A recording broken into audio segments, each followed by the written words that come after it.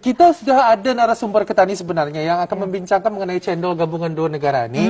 Beliau merupakan pengasas bagi Cendol Express.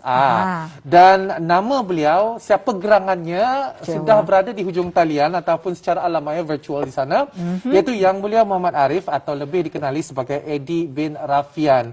Assalamualaikum. Waalaikumsalam. Apa khabar? Warahmatullahi wabarakatuh. Baik, terima kasih. Apa kabar juga di sana? Ya tak usul peminat cendol ni.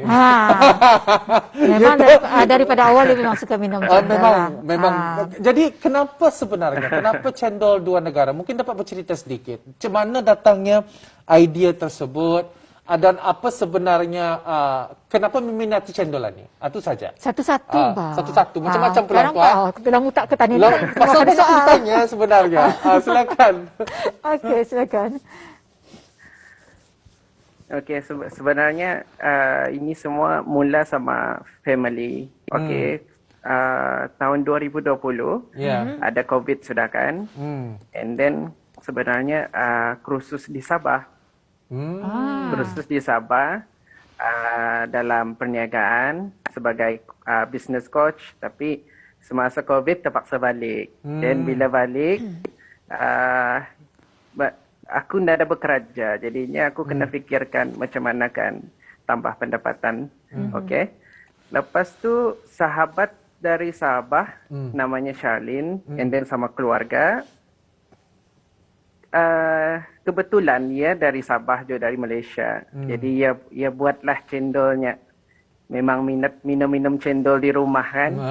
Lepas tu ya kami cuba-cuba ni awal-awal ni. Jadi cuba-cuba dibisneskan dari rumah ke rumah.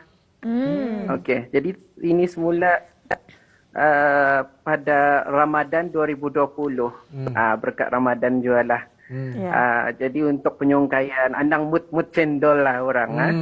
Lepas tu kami mengambil feedback dan sebagainya lah. Kira macam mana rasa cendolnya. Pasal kami mengambil rasa cendol Sabah sama kami individu mengetepikan klasik cendol rasa Brunei itu.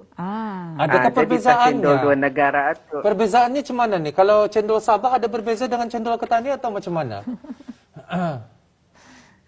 Cendol mungkin dari rasa cendolnya tu yang hijau tu mungkin lebih kental, lebih lembut, indah keras lah keras. Jadi kami membuat ini bukan daripada kilang, bukan kami ambil dari kilang, kami buat sendiri macam tu. Selain biasanya yang homemade ini lebih lagi sedap, lebih afdal. homemade. Jadi rasanya tu overall memang rasa yang mungkin sedikit berlainan sebab ada banyak feedback lah. Rasanya dorang payah dorang kan explain tapi baginya nyet je dorang. Jadi nyaman lah tu. Mantap. Mungkin saya pernah merasa tapi anda menyadari. Mungkin. Jadi apabila kita ni memperkatakan tentang anulah, kan biasanya kalau waktu bulan Ramadan, ini waktu yang paling sesuai untuk menjual cendol. Kerana apa saja jenis cendol memang diterima ramai ni. Tetapi di luar daripada Ramadan, macam mana agaknya untuk mempertahankan sales yang sama seperti di bulan Ramadan, dan macam mana untuk meningkatkan sales satu, mungkin dapat dikongsikan sedikit. Okey, pada awalnya itu sebenarnya dari rumah ke rumah. Okey. Jadi sales satu secara terperinci mungkin dari 20 ke 50 lah macam tu sehari. Tapi apa cabarannya ketika tu is kami low supply tapi high demand. And then banyak pelanggan mau kan mengagak ke rumah dan sebagainya kan. Jadi macam indah selesa juga macam payah customer kan datang kan. Jadi kami banyak orang mencadangkan untuk buka kedai. Orang lain yang mencadangkan lah. Jadi kami kami komit, kami buka kedai di Cendol Express Mulaut, berdekatan Waho Mulaut. Okey, dari sana lebih mudahlah untuk merancang sama membangun tu Cendol Express. Pasalnya ada self pick up juga, selain daripada delivery macam tu. Dan selain daripada tu, daripada sosial media lah, dari sosial media. Facebook, FB. Jadi siapa sebenarnya sumber inspirasi ni? Cendol gabungan dua negara ni. Mungkin keluarga ataupun siapa? Mungkin ada siapa-siapa lah yang menjadikan sumber inspirasi. Ya, Pak. Sebenarnya inspirasi untuk buka kedai makan apa ni sebenarnya sama keluarga pulang tu membincangkan. And then daripada sahabat yang dari Sabah itulah, namanya Charlene. Jadi merasa cendolnya tu nyaman, kenapa anda berbisnes saja, masa since nada kerja, nada apa, kami sekeluarga perlukan pendapatan lebih lah macam tu. Jadi inspirasi tu dari ke dia dan sokongan daripada ibu sendirilah, Aliza. Jadi memulakan perniagaan ini, berapa modal yang sudah pun diperlukan, apa yang dikeluarkan untuk memulakan perniagaan ini? Okey, kalau sejujurnya awal-awal tu hanya mungkin bawah RM50 lah sebenarnya. Mula dari kecil-kecil, lama-lama biasalah daripada keuntungan tu dipusing semula jadi modal. Lama-lama baru boleh dipisahkan lah modal sama untung tu. Dan pada masa yang sama, daripada keuntungan mesti beranilah kalau buat perniagaan ni, dah boleh cuba-cuba. Kalau cuba-cuba dah menjadi bah.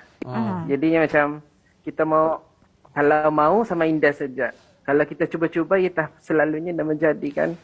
Jadi kami, banyak orang takut untuk menyewa tempat itu juga. Sebenarnya. Cuma balik selalunya sewa. Kan, selalunya apabila orang berniaga, terutama sekali lagi dengan ada kaitan menjual makanan, menjual minuman, produk-produk yang sewaktu dengannya itu kan, mesti ada percubaan lah. Jadi sebelum menjual, berapa kali mencuba, dan juga siapakah orang yang terdekat untuk merasa percubaan tersebut? Macam dapat diterima kah atau indah kah?